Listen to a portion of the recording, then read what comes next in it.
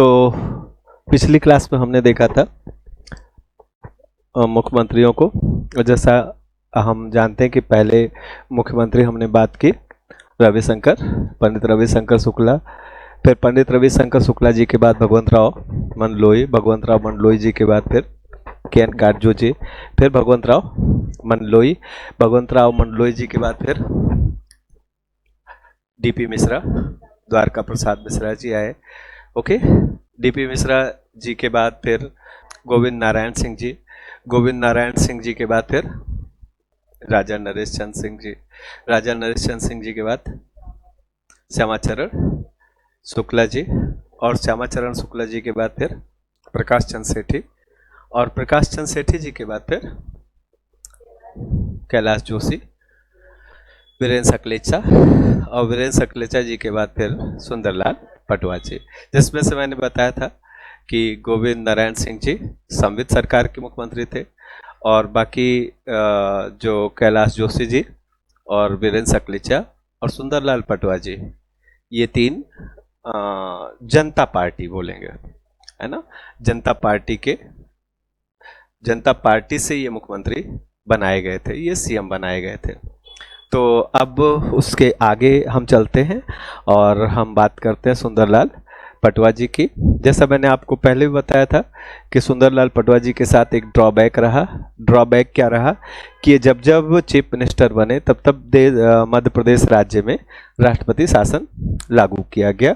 किन्हीं कारणों से, वो क्या कारण है अपन आगे जानने का प्रयास करते हैं। सबसे पहले इनका बेसिक एक इंट्रोडक्शन कि इनका जन्म जो है मंदसौर में हुआ था 1924 में, मंदसौर के कुकरेश्वर में, और इनके फादर थे मन्नालाल पटवा जी जो व्यापारी थे और जनसंघ के संपर्क में थे, तो जिसके कारण इनका भी जनसंघ से काफी क्लोज कांटेक्ट था, काफी गहरा जुड़ाव था।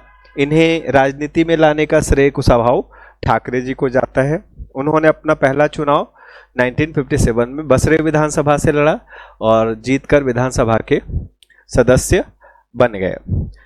इसके बाद वीरेंद्र सकलेचा जी पर जब भ्रष्टाचार का आरोप लगा और भ्रष्टाचार के आरोप के चलते मध्य प्रदेश के मुख्यमंत्री के पद से वीरेंद्र सकलेचा जी को रिजाइन करना पड़ा, यानी इस्तीफा देना पड़ा, तो अगला मुख्यमंत्री सुंदरलाल पटवा जी को बनाया गया। 26 जनवरी 1980 को पटवा जी मुख्यमंत्री बने और उसी दिन केंद्र में जनता पार्टी की सरकार संसद में गिर गई। इसके बाद फिर केंद्र में इंदिरा गांधी की सरकार बनी, मतलब फिर 1980 में चुनाव हुए और चुनाव के बाद फिर श्रीमती इंदिरा गांधी की कांग्रेस पार्टी को केंद्र में बहुमत मिला, और केंद्र में बहुमत मिलने के बाद फिर वो प्रधानमंत्री बनी। और प्रधानमंत्री बनने के बाद श्रीमती इंदिरा गांधी जी ने क्या किया कि श्रीमती इंदिरा गांधी जी ने जिन भी राज्यों में, जिन भी स्टेट्स में गैर कांग्रेसी गवर्नमेंट्स थी, उन सभी राज्यों में राष्ट्रपति शासन लगा दिया, मतलब उन सभी राज्यों की सरकारों को भंग करा के राष्ट्रपति शासन लगा दिया। और इसके बाद फिर वहां चुनाव हुए। ओके, तो इस तरह से इनकी सरकार, सुरेंद्र लाल पटवा जी की सरकार फिर चली गई, गिर गई, और ये बड़ा दुर्भाग्य हुआ। फिर 1980 विधानसभा चुनाव में कांग्रेस की सरकार बनी, और कांग्रेस की सरकार बनी तो अर्जुन सिंह जी मध्य प्रदेश के नए मुख्यमंत्री बने और पटवा जी नेता प्रतिपक्ष यानी लीडर ऑफ अपोजिशन बने। उसके बाद 1990 के विधानसभा चुनाव में राम मंदिर के नाम पर फिर से पटवा जी, राम मंदिर आंदोलन चला, पूरे देश में एक राम लहर चली, और बीजेपी का एक अच्छी ख्याति, एक अच्छी पॉपुलैरिटी, बीजेपी का बड़े पैमाने पर उभार हुआ राम मंदिर के नाम पर। और फिर से पटवा जी की यहाँ प्रदेश में 1980 के बाद 10 साल बाद 1990 में, मतलब 80 में उनकी गवर्नमेंट बनी थी, गिर गई, फिर 10 साल इंतजार करना पड़ा सुरेंद्र पटवा जी को, और उसके बाद फिर विधानसभा चुनाव हुआ और पटवा जी फिर से मुख्यमंत्री बने। इन चुनाव में बीजेपी को 320 में से, यानी टोटल उस समय 320 सीट थी, 320 में से मध्य प्रदेश में 220 सीट मिली। पटवा जी 5 मार्च 1990 से लेकर 15 दिसंबर 1992 तक मुख्यमंत्री रहे। यहां लिख देता हूं 15 दिसंबर 1992। कब से? 5 मार्च 1990 से 15 दिसंबर 1992 तक, ओके, ये मुख्यमंत्री रहे। और इसी बीच में बड़ी घटना हो गई। घटना हुई 6 दिसंबर को, 6 दिसंबर 1992, 6 दिसंबर 1992 को अयोध्या में कार सेवकों ने जो विवादित ढांचा था, जिसको बाबरी मस्जिद कहा जाता था, राम मंदिर बाबरी मस्जिद का जो ढांचा था, वो ढांचा ढहा दिया गया। कार सेवकों द्वारा वो ढांचा गिरा गया और पूरे देश में फिर हिंदू मुस्लिम तनाव बढ़ गया। और उस में आरोप लगाया गया कि ये जो बीजेपी शासित प्रदेश हैं, उस समय 3 प्रदेशों में बीजेपी की गवर्नमेंट बनी थी। 1990 में 3 स्टेट्स में बीजेपी की सरकार बनी थी। एक सरकार बनी थी उत्तर प्रदेश में, यूपी में, एक सरकार बनी थी हिमाचल प्रदेश में, और एक सरकार बनी थी मध्य प्रदेश में। ये बीजेपी की 3 सरकारें बनी थी। इन तीनों राज्यों में राष्ट्रपति शासन लगा दिया गया। 6 दिसंबर 1992 को ढांचा ढहाया गया और 6 दिसंबर के बाद 15 दिसंबर 1992 को उस समय तत्कालीन प्रधानमंत्री थे पीवी नरसिम्हा राव जी। पीवी नरसिम्हा राव जी ने ये सख्त कदम उठाते हुए राष्ट्रपति से अनुशंसा की कि बीजेपी शासित राज्यों में राष्ट्रपति शासन लगा दिया जाए, क्योंकि उन राज्यों में कानून और व्यवस्था की स्थिति सही नहीं है। हालांकि फिर इस मामले में केस चला। इस मामले में फिर एक बहुत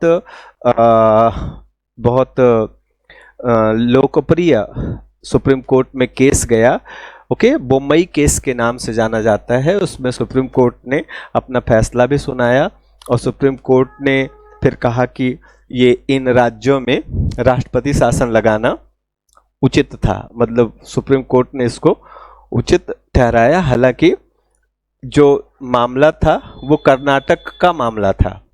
मतलब कर्नाटक में भी राष्ट्रपति शासन लगा दिया गया था, लेकिन वहाँ मामला कुछ और था। वहाँ ये बीजेपी कांग्रेस का मामला नहीं था, वहाँ कुछ और इशू था। एसआर बोम्मई वहाँ के मुख्यमंत्री हुआ करते थे कर्नाटक के, और बोम्मई जी की सरकार को गिरा करके वहाँ राष्ट्रपति शासन लगा दिया गया। फिर कुछ समय बाद वहाँ दूसरी गवर्नमेंट बना दी गई केंद्र सरकार के हस्तक्षेप से। तो वो मामला लेकर गए थे। राष्ट्रपति शासन लगाने का जो तरीका था उन्होंने उस पर चैलेंज किया था। तो सुप्रीम कोर्ट ने इन तीनों राज्यों के मामलों को भी उसी केस में क्लब करके और डिसीजन दिया। डिसीजन 2 अलग अलग आया। उन्होंने कहा कर्नाटक में सरकार गिराना, राष्ट्रपति शासन लगाना, ये केंद्र सरकार की गलती थी। तो वहाँ उन्होंने एसआर बोम्मई जी को रिस्टोर किया। लेकिन यहाँ मध्य प्रदेश और जो हिमाचल प्रदेश और उत्तर प्रदेश में उन्होंने कहा यहाँ राजनीति में धर्म का बड़े पैमाने पर घालमेल हुआ है। और हमारे एक सेकुलर स्टेट में, यानी जो एक धर्म निरपेक्ष या पंथ निरपेक्ष राष्ट्र है, उसमें धर्म और राजनीति दोनों को अलग अलग रहना चाहिए। यानी बीजेपी ने लोगों की धार्मिक भावनाओं को, धार्मिक उन्माद को बढ़ाने का काम किया। तो इसलिए उचित है कि यहाँ पर राष्ट्रपति शासन लगा दिया। इस तरह से पटवा जी की सरकार एक बार फिर से गिर गई। ओके, अब पटवा जी को प्रदेश में गुंडागर्दी खत्म करने के लिए विशेष रूप से जाना जाता है। उन्होंने हमारे मध्य प्रदेश का एक शहर है इंदौर के गुंडे बाला बेग और भोपाल के मुख्तार मलिक को अरेस्ट करवा करके उनका सड़क पर जुलूस निकाला। 92 में हुए बाबरी विध्वंस के कारण कई राज्यों समेत प्रदेश के भोपाल में भी भयानक दंगे हुए, जिसके कारण पटवा जी की सरकार उन दंगों को, भोपाल में दंगों को रोक पाने में सफल नहीं रही और इसी कारण से इन पर इस राज्य में राष्ट्रपति शासन लगा दिया गया। अब इसके बाद पटवा जी के बाद फिर आते हैं अर्जुन सिंह जी। ओके, ये फिर से हम वापस चलेंगे, मतलब अभी हम 92 में चले आए हैं और आप जैसा जानते हो कि 1980 में पटवा जी की गवर्नमेंट बनी थी। 1980 में पटवा जी की गवर्नमेंट बनी थी और 80 में ही उनकी सरकार गिरा दी गई थी जब इंदिरा गांधी सत्ता में आई थी। उसके बाद फिर अर्जुन सिंह जी को मध्य प्रदेश का, मतलब मध्य प्रदेश में फिर से चुनाव करवाया गया और कांग्रेस को भारी बहुमत मिला और तब अर्जुन सिंह जी 9 मई 1980 से 10 मार्च 1985 तक अर्जुन सिंह जी मुख्यमंत्री रहे। इनका जन्म 1930 में हुआ था। सीधी में एक जगह चुरहट में पैदा हुए थे। इन्हें लोग दाऊ सा के नाम से भी जानते हैं। बड़े पॉपुलर लीडर रहे। इनके पिताजी थे शिव बहादुर सिंह जी। शिव बहादुर सिंह जी प्रारंभ से ही भारतीय राजनीति में काफ़ी सक्रिय थे। इन्हीं कारणों से 1957 के मध्य प्रदेश विधानसभा चुनाव में इनको टिकट दिया गया अर्जुन सिंह जी को पहली बार और चुनाव जीते। द्वारका प्रसाद मिश्र जी की सरकार में, ये डीपी मिश्रा जी की सरकार में इन्हें मंत्री बनाया गया, जनसंपर्क विभाग सौंपा गया। तो पहली बार ये 1957 में ही मध्य प्रदेश में मंत्री, मतलब कैबिनेट में इन्हें जगह दी गई। 1972 से लेकर के 77 के बीच में मध्य प्रदेश के शिक्षा मंत्री भी रहे। इसके बाद 1977 में 1977 में 77 का मतलब हो गया कि जब इमरजेंसी हटाई गई तो 77 में कांग्रेस की हार हो गई मध्य प्रदेश में और कैलाश जोशी जी मध्य प्रदेश में मुख्यमंत्री बने। तो जब कैलाश जोशी जी मुख्यमंत्री बने तो अर्जुन सिंह नेता प्रतिपक्ष के तौर पर काम किया अर्जुन सिंह जी ने। इसके बाद 1980 मध्य प्रदेश विधानसभा के चुनाव में कांग्रेस की भारी जीत हुई और अर्जुन सिंह फिर से मध्य प्रदेश के मुख्यमंत्री नियुक्त हुए। 5 वर्ष का पूरा कार्यकाल पहली बार 1980 में मुख्यमंत्री बने और 1980 से 85 तक 5 वर्ष का सफल कार्यकाल इन्होंने पूरा किया 1985 तक। अब 1985 तक इन्होंने मुख्यमंत्री के पद पर अपना सफल कार्यकाल पूरा किया, लेकिन इसी बीच में एमपी में कुछ बड़ी दुर्घटना हो गई। ओके, हुआ क्या कि 2-3 दिसंबर 1984 को 2-3 दिसंबर 1984 को भोपाल में गैस कांड हुआ। ओके, मिथाइल आइसोसाइनेट की फैक्ट्री थी। ओके, जिसका नाम था यूनियन कार्बाइड। कहाँ की कंपनी थी? अमेरिका की कंपनी थी ये यूनियन कार्बाइड। और इसका जो सीईओ था, यानी इसका जो हेड था, उसका नाम था वारेन, क्या जानते हैं आप लोग? Warren Anderson. क्या नाम था? Warren Anderson. और ये कंपनी बनाती थी मिथाइल आइसोसाइनाइड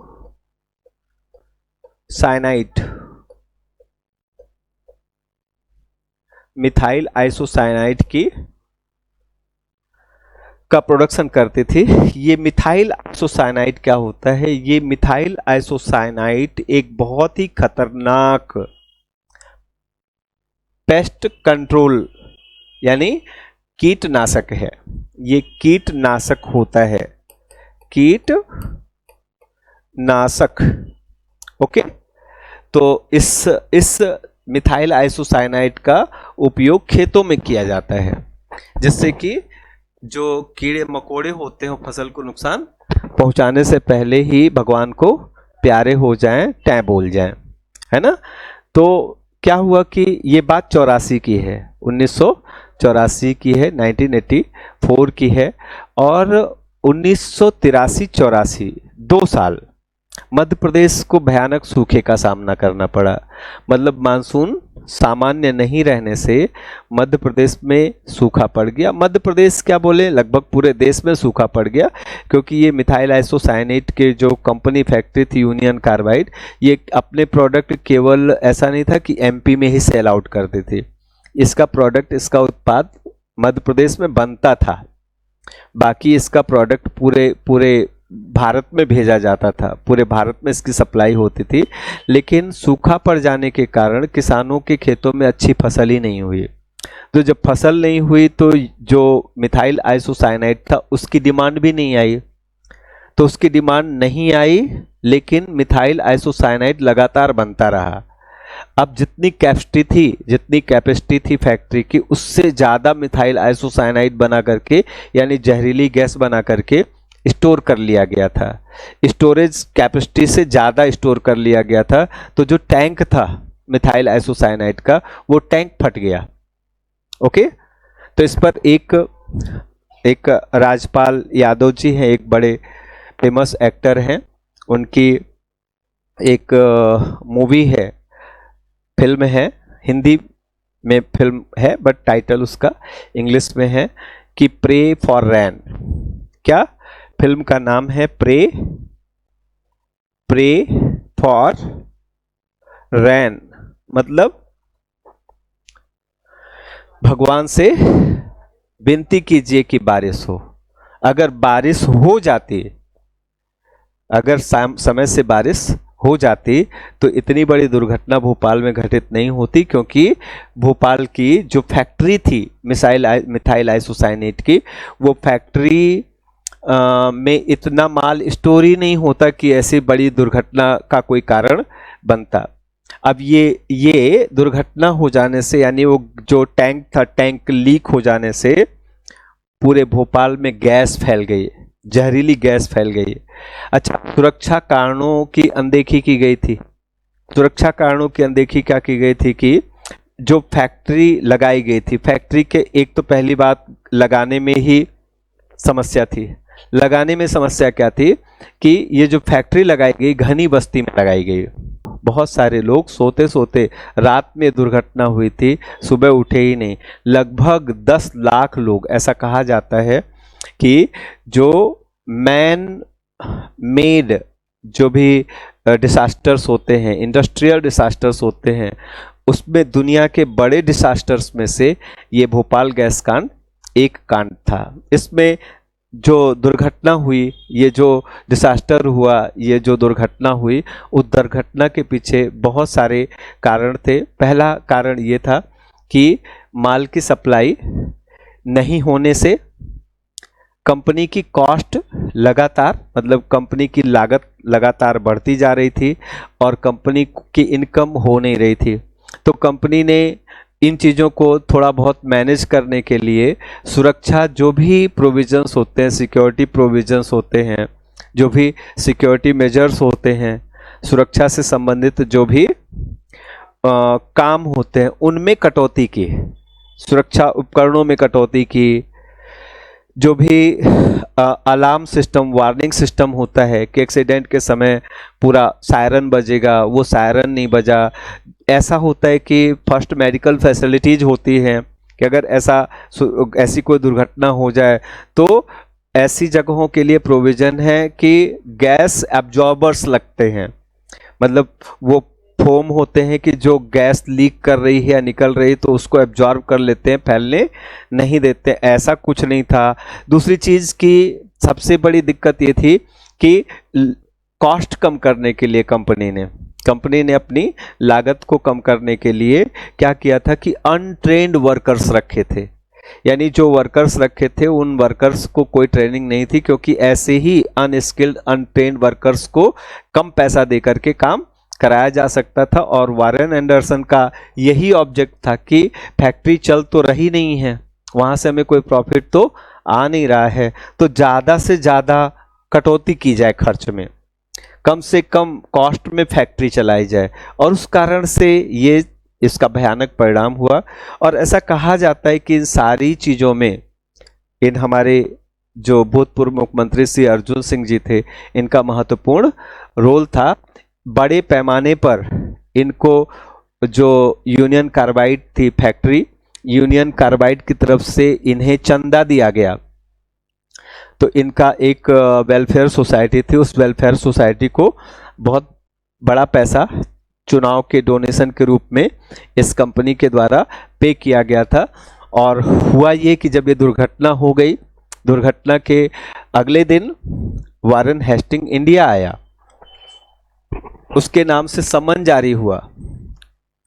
ओके, उसे अरेस्ट करने की बजाय, क्योंकि पूरी गलती उसकी थी, भाई इंडस्ट्री में कुछ भी हो जाएगा तो इसके लिए इंडस्ट्री का मालिक ही रिस्पॉन्सिबल है, उसे अरेस्ट करने की बजाय उसे गेस्ट हाउस में ठहराया गया, उसे गेस्ट हाउस में बैठाया गया, गेस्ट हाउस में उसको जगह दी गई और कहीं उसके साथ कोई अनहोनी ना हो जाए, इसलिए इसलिए उसके लिए एक विशेष विमान बुलाया गया और विमान से उसे जाने दिया गया। पहले वो भोपाल से दिल्ली गया वारेन एंडरसन, और दिल्ली से फिर अमेरिका चला गया और तब से आज तक नहीं आया। अभी भी इसके ऊपर केस, भारत में वारेन एंडरसन के ऊपर केस चल रहा है, इस कंपनी के ऊपर केस चल रहा है।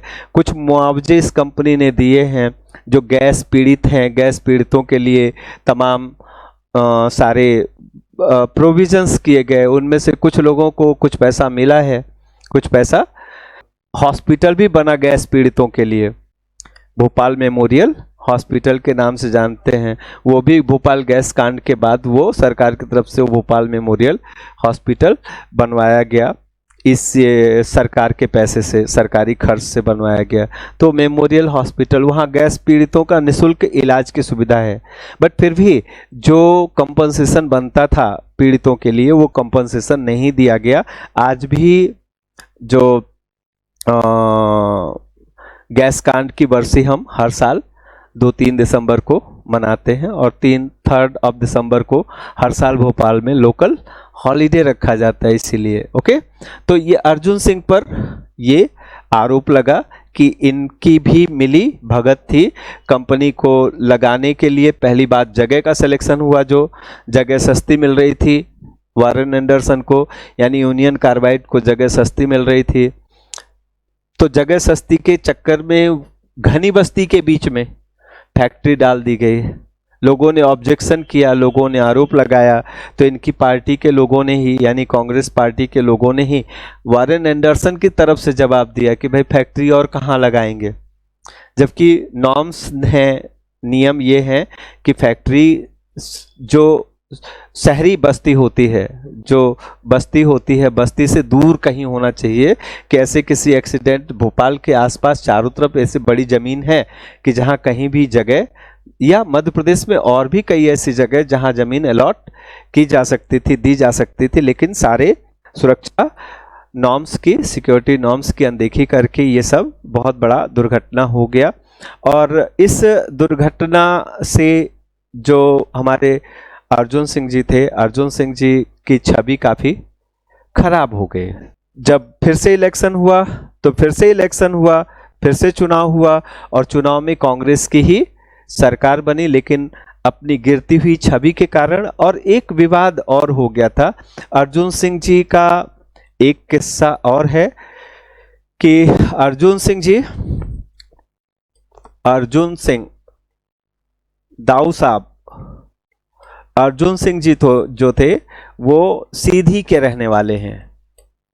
सीधी में चुरहट जगह है, चुरहट इनका गढ़ है। ओके, और इसी क्षेत्र से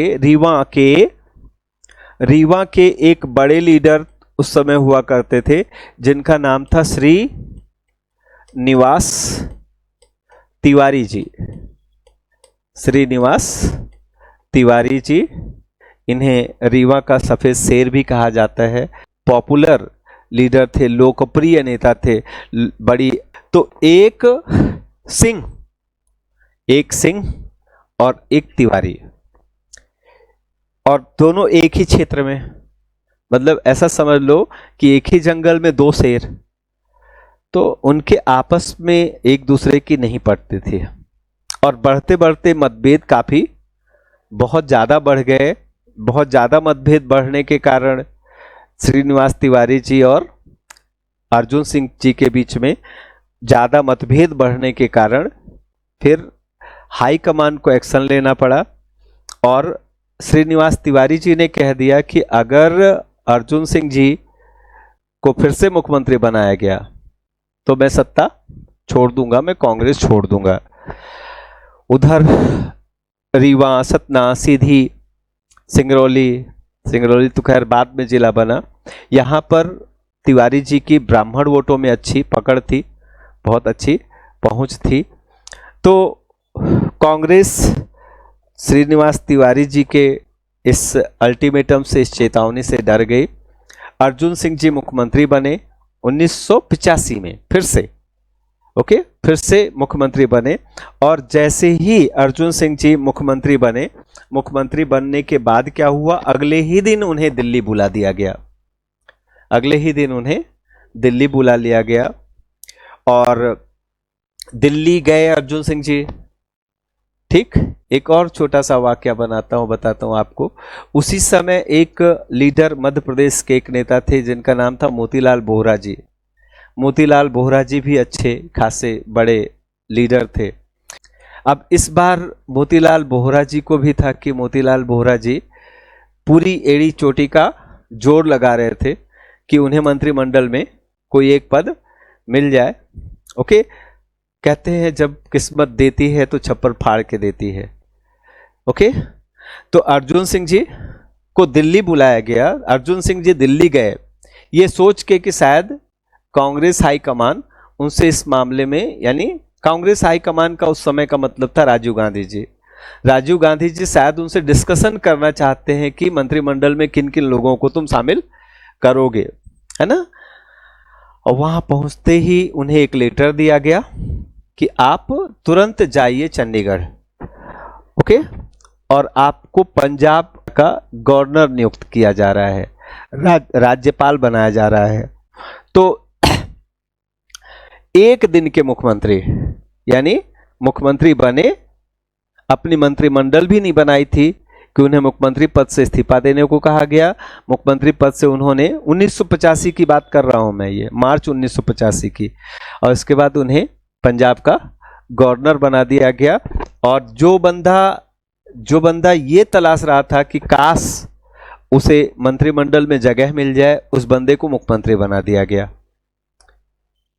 ओके, मोतीलाल बोहरा जी को क्या बना दिया गया, मुख्यमंत्री बना दिया गया। बोहरा जी राजस्थान के नागौर में इनका जन्म हुआ था। 85 में बोहरा जी को मुख्यमंत्री बनाया गया, लेकिन बोहरा जी जो है वो बहुत अच्छे से सब कुछ संभाल नहीं पाए, और उस बीच में मध्य प्रदेश में 2-1 उपचुनाव हुए। उन उपचुनाव में कांग्रेस को भारी हार का सामना करना पड़ा, जो इस बात का प्रतीक था कि मोतीलाल बोहरा जी मध्य प्रदेश का प्रशासन और शासन संभाल नहीं पा रहे हैं। तो कहीं ऐसा ना हो कि प्रदेश हाथ से, कांग्रेस के हाथ से प्रदेश निकल जाए। ओके, तो प्रदेश निकल जाए ये बहुत बड़ा डर था। इसलिए फिर से 1988 में, मतलब उसी विधानसभा में मोतीलाल बोहरा जी को हटा करके और फिर से 1988 में इन्हें मुख्यमंत्री बनाया गया। तो 89 तक मध्य प्रदेश के मुख्यमंत्री के तौर पर काम किया, लेकिन इस बीच में काफी विवादित रहा इनका, कि इस बीच में इन पर चुरहट लॉटरी घोटाले का आरोप लगा। एक्चुअल में जब ये मुख्यमंत्री थे तो मुख्यमंत्री रहते हुए इन्होंने एक चुरहट चिल्ड्रन वेलफेयर सोसाइटी का गठन किया, और इनके बेटे हैं, अर्जुन सिंह जी के बेटे हैं, जानते हैं आप लोग नाम, अर्जुन सिंह जी के बेटे हैं जिनका नाम है अजय सिंह। ओके, अजय सिंह को राहुल भैया भी कहते हैं कांग्रेस में। मध्य प्रदेश के कद्दावर या मध्य प्रदेश के बड़े नेताओं में से एक रहे हैं। काफी समय तक उन्होंने नेता प्रतिपक्ष का काम भी किया मध्य प्रदेश में। ओके, तो वो तो क्या, कमलनाथ जी जब आ गए स्टेट की पॉलिटिक्स में, राज्य की राजनीति में आ गए, तो उनका कद डाउन हो गया। वरना मध्य प्रदेश के कांग्रेस के बड़े चेहरों में से एक अजय सिंह जी या राहुल भैया, असली नाम अजय सिंह जी है। तो अजय सिंह जी जो है वो इस चुरहट चिल्ड्रन वेलफेयर सोसाइटी के अध्यक्ष थे। ओके, यहाँ ये चुरहट चिल्ड्रन वेलफेयर सोसाइटी तभी शुरू हुई थी मतलब ये सोसाइटी तभी बनाई गई थी जब भोपाल में यूनियन कार्बाइड कारखाना लगा था। ओके, भोपाल में यूनियन कार्बाइड का कारखाना लगा और इधर चुरहट चिल्ड्रन वेलफेयर सोसाइटी बनी। और इस वेलफेयर सोसाइटी में जो वारेन एंडरसन ने बहुत भारी भरकम अमाउंट, मतलब उस समय के हिसाब से 1.5 लाख रुपया बहुत होता था, 1.5 लाख रुपए तो डोनेट किया और पता नहीं कितना दिया हो, क्या पता, बैकडोर से। मतलब ये जो चिल्ड्रन वेलफेयर सोसाइटी है, इसने पैसा इकट्ठा करने के लिए अपनी एक लॉटरी निकाली जिसका नाम था चुरहट लॉटरी। और कहा जाता है कि उस पैसे से, मतलब उस लॉटरी के कारोबार से जितनी कमाई हुई, उस कमाई से चिल्ड्रन वेलफेयर के लिए, यानी कि चुरहट, सीधी, सिंगरौली, इधर के क्षेत्रों में बच्चों की पढ़ाई लिखाई में पैसा यूज किया जाना था, जो लॉटरी से जो फायदा आता। लेकिन वो पैसे का एक पैसा भी बच्चों के कल्याण के लिए, बच्चों के वेलफेयर के लिए नहीं लगाया गया। तो पूरा का पूरा पैसा, ऐसा कहा जाता है, आरोप लगाया जाता है कि वो पूरा का पूरा पैसा इधर भोपाल में केरवा डैम है। ओके, केरवा डैम के बगल में एक कोठी है जिसको कहते हैं केरवा कोठी। ओके, तो वो पूरा डैम के बगल में एक बहुत प्यारी सी, बहुत बड़ी जमीन है। वो पूरी जमीन खरीदी गई उस लॉटरी के पैसे से और वहां पर कोठी बनाई गई अर्जुन सिंह जी की, बहुत बड़ी कोठी बनाई गई। एक ये सारे कारण थे, अर्जुन सिंह जी पर बहुत आरोप लगे। ऐसा कहा जाता है कि जिस समय भोपाल गैस त्रासदी हुई, उस समय 84 में अर्जुन सिंह जी अपनी केरवा कोठी में ही थे।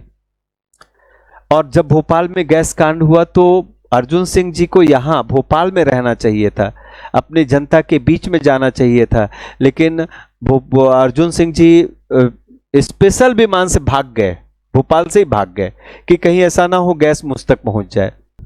एक बार फिर से पूरा अपन देख लेते हैं कि हाँ, तो है ना, सुंदरलाल पटवा जी 1980, सुंदरलाल पटवा जी 1980। ओके, 1980 में इनकी सरकार गिरा दी गई। इसके बाद फिर मध्य प्रदेश में चुनाव हुआ, ठीक। और मई 1980 से 85 तक, 1980 से 85 तक अर्जुन सिंह जी रहे, ठीक। फिर अर्जुन सिंह जी के बाद फिर अर्जुन सिंह जी को पंजाब का गवर्नर बना दिया गया और मोतीलाल बोहरा जी 85 से लेकर 85 से लेकर के 1985 से 1988 तक मोतीलाल बोहरा जी रहे। लेकिन इस बीच में ये लगा कि मध्य प्रदेश से कांग्रेस खत्म हो जाएगी, क्योंकि मोतीलाल बोहरा जी सब कुछ मैनेज नहीं कर पा रहे हैं। इनके पास जो पॉलिटिकल एक स्किल होना चाहिए, वो स्किल का अभाव है या अनुभव का अभाव है। तो इन्हें हटा करके अगेन अर्जुन सिंह जी को फिर से मुख्यमंत्री बना दिया गया। तो 1988 से लेकर 89 तक और फिर से मध्य प्रदेश में चुनाव हुआ। और फिर इसके बाद श्यामाचरण शुक्ला जी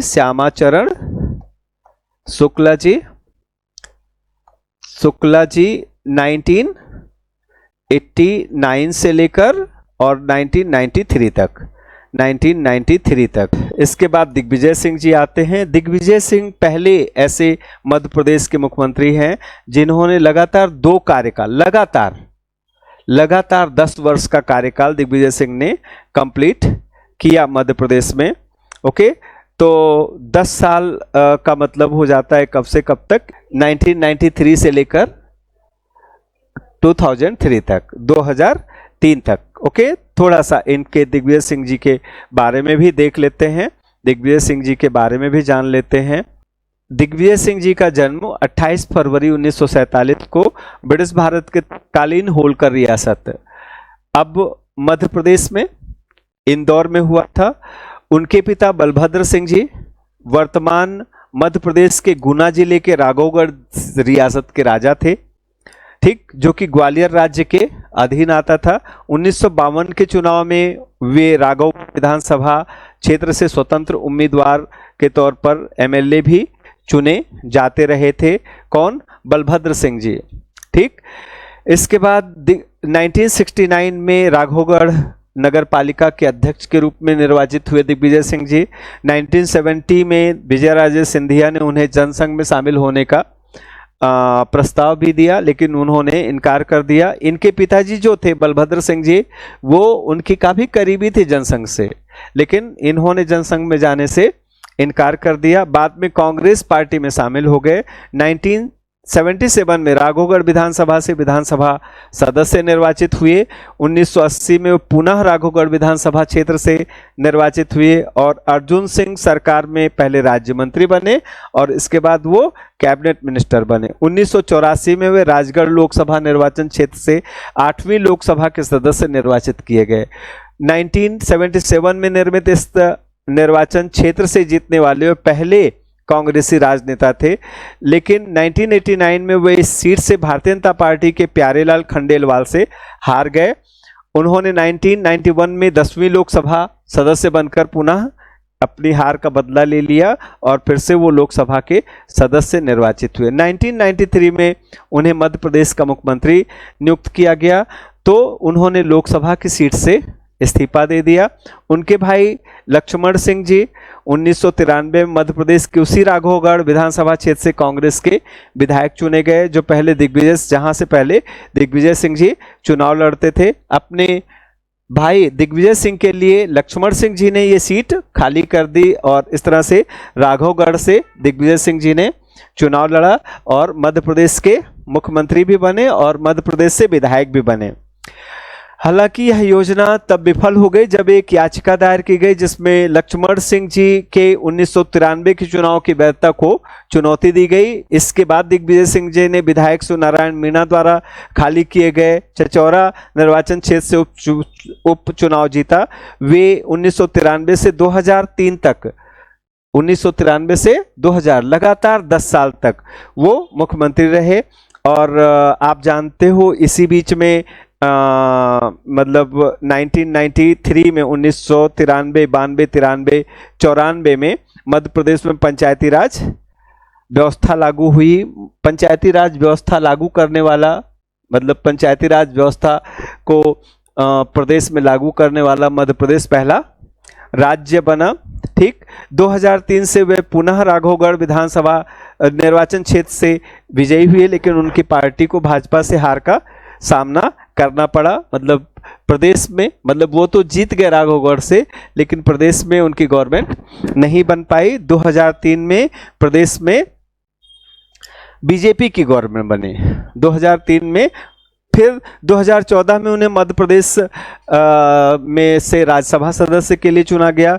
अभी भी वो राज्यसभा के ही सदस्य हैं। 2019 के आम चुनाव में उन्होंने भोपाल से चुनाव भी लड़ा था और साध्वी प्रज्ञा ठाकुर से वो हार गए थे।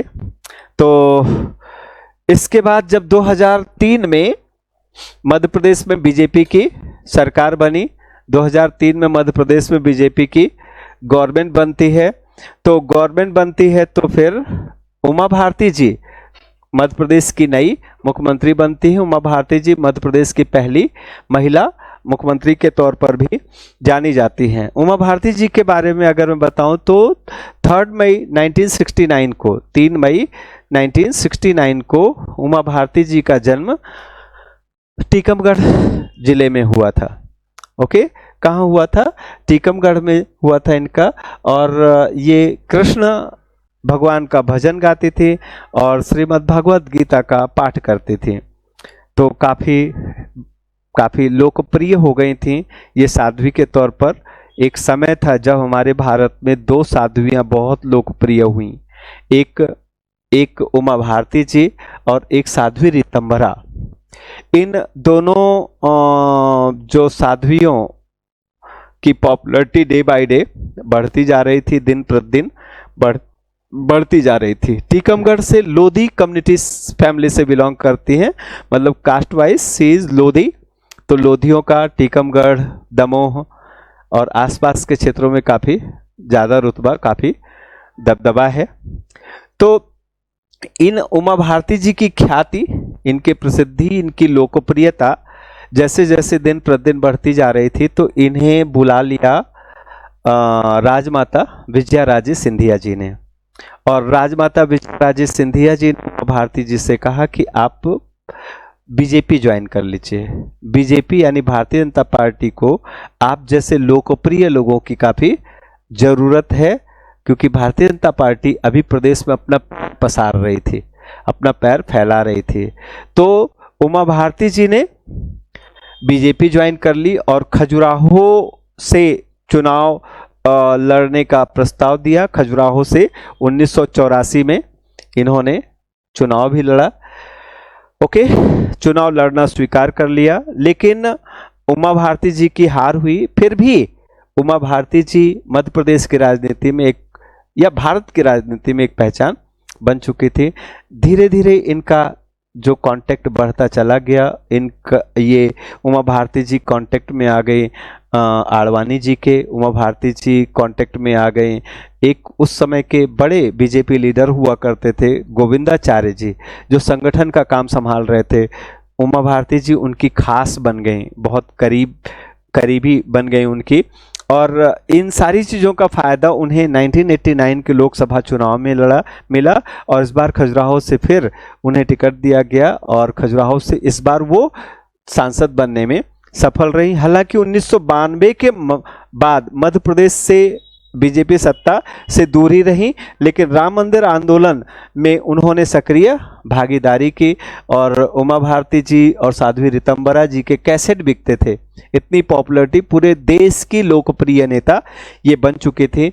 फिर 92 में 1992 में, जैसा मैंने अभी थोड़ी देर पहले आपको बताया कि बाबरी मस्जिद विध्वंस हुआ, बाबरी मस्जिद ढह गई। ओके, तो दिसंबर 1992 में, ओके, अब उस कैंपेन में भी उमा भारती जी थी, मतलब राम सेवकों के कैंपेन में भी उमा भारती, कार सेवा में भी उमा भारती जी थी और इन पर केस भी चला कि आपने लोगों को मंदिर, मतलब विवादित ढांचा ढहाने के लिए लोगों को उकसाया। इसी बीच में 2003 में, मतलब जो विवादित ढांचा था, विवादित ढांचा ढहने के लगभग 10 साल बाद 2003 में विधानसभा चुनाव में उमा भारती जी को मुख्यमंत्री के पद का प्रत्याशी घोषित किया गया और प्रचंड बहुमत से उमा भारती जी चुनाव जीतकर मध्य प्रदेश की पहली महिला मुख्यमंत्री बनी। ओके, तो 230 में से 173 सीट, ओके, 230 में से अभी जैसे हमारे मध्य प्रदेश में मोहन यादव जी की सरकार है, मोहन यादव जी को 230 में 165 सीट मिली है। मोहन यादव जी की अभी जो बीजेपी गवर्नमेंट है उसकी 165 सीट्स हैं आउट ऑफ 230, इनकी 173 सीट्स थी। ये उमा भारती जी थी। इन्हीं के टेन्योर में, इन्हीं के कार्यकाल में सिंहस्थ कुंभ भी हुआ। सिंहस्थ कुंभ का मेला भी 2004 में आयोजित हुआ। ओके, सब कुछ अच्छा चल रहा था, लेकिन इसी बीच में एक वाकया हो गया। ठीक, वाकये की जो घटना हो गई, घटना के कुछ जो मामले थे, वो मामले कर्नाटक के हुबली से जुड़े हुए थे। क्या? कर्नाटक के हुबली से जुड़े हुए थे और घटना जो थी 1995 की है। क्या? घटना 1995 की है। ओके, 1995 की है और आप जो है मुख्यमंत्री बनी है 2003 में। ओके, तो फिर से इस बात को ध्यान रखना, आप मुख्यमंत्री बनी है 2003 में और ये जो घटना है जो उनके साथ जुड़ गई वो 1995 की है। घटना क्या है? घटना ये है कि कर्नाटक में एक जगह है, एक जिला है हुबली, कर्नाटक की एक जगह है हुबली। अब देखो, कहाँ प्रदेश की मुख्यमंत्री, कहाँ मध्य प्रदेश की राजनीति, कहाँ देश की राजनीति और कहाँ जुड़ गई हुबली से। तो हुबली जो डिस्ट्रिक्ट हेडक्वार्टर है वहां पर एक नगर पालिका का ऑफिस है, ठीक। और नगर पालिका के ऑफिस के जस्ट सामने एक ईदगाह की मस्जिद है। मतलब एक ईदगाह है जहां पर ईद के दिन बड़ी संख्या में लोग, हुबली से मुसलमान लोग इकट्ठा होते हैं और इकट्ठा होकर के नमाज पढ़ते हैं, ठीक है। तो उस ईदगाह की मस्जिद के सामने जो नगर पालिका का ऑफिस है, नगर पालिका का कार्यालय है, उस कार्यालय पर 15 अगस्त 26 जनवरी को झंडारोहण का कार्यक्रम होता है, जैसा हर जगह सरकारी ऑफिस में होता है। लेकिन वहां के मुसलमानों ने अपनी जिद के चलते ये कहा कि हमारे ईदगाह के सामने राष्ट्र का ध्वज नहीं फहराया जाएगा, ईदगाह के सामने राष्ट्रीय ध्वज नहीं फहराया जाएगा। हालांकि ये सही बात नहीं है। तो इस बात को बीजेपी और खासकर उमा भारती जी ने अपने लिए एक चैलेंज लिया और 1995 में उमा भारती जी 1995 में उमा भारती जी ने कहा कि कैसे, तब मुख्यमंत्री नहीं थी, इन्होंने कहा कैसे नहीं फहराया जाएगा, ओके। और वो बड़े संख्या में लोगों के साथ एक जो तिरंगा मार्च निकाला और ध्वज लेकर के बस पर सवार होकर के वो मध्य प्रदेश से हुबली पहुंच गए और वहां ईदगाह के सामने उन्होंने राष्ट्रीय ध्वज हमारा फहराया, लहराया और कुछ स्पीच दी, कुछ भाषण दिया। तो उनके भाषण से, यानी उनकी स्पीच से वहां दंगा भड़क गया और उस दंगे में 2-3 लोग मारे गए।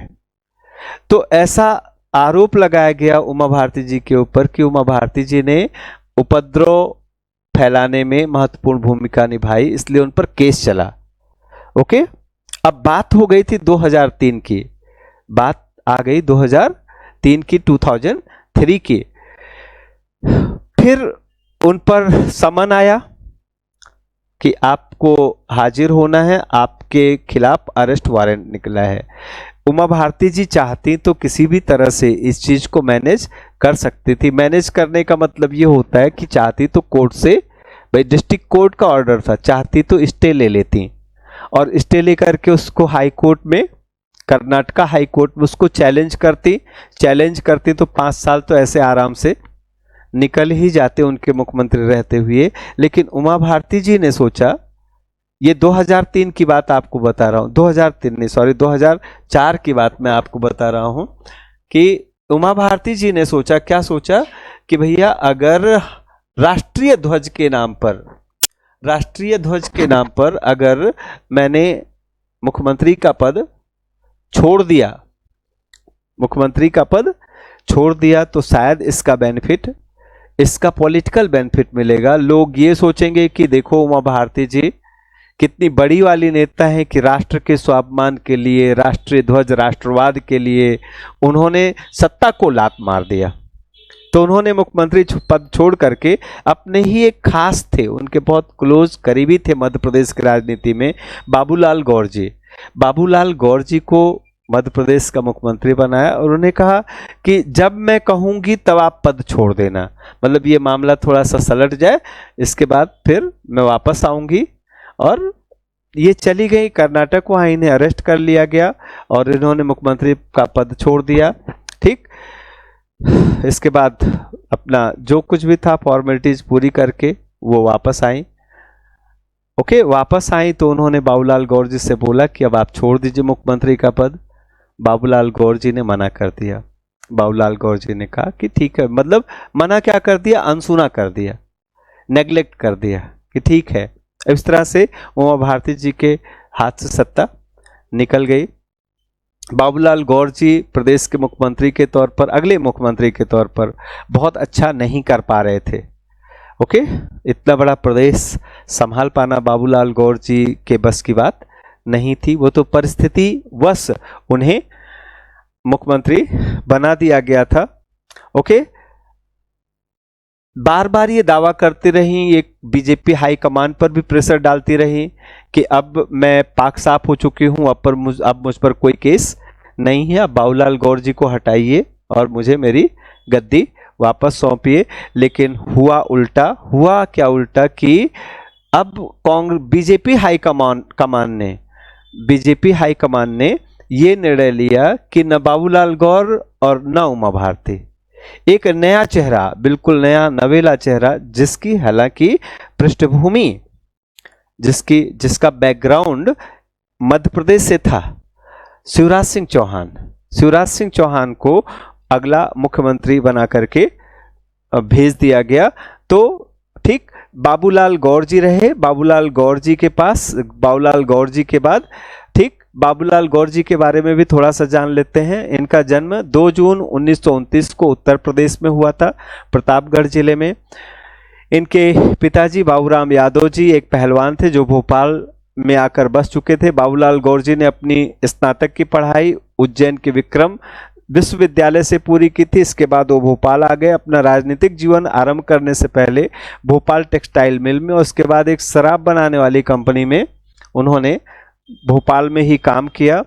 टेक्सटाइल मिल में काम करते हुए वो INTUC यानी ये ट्रेड यूनियन है वर्कर्स का, उसके संपर्क में आया और मजदूर नेता के रूप में उभरे।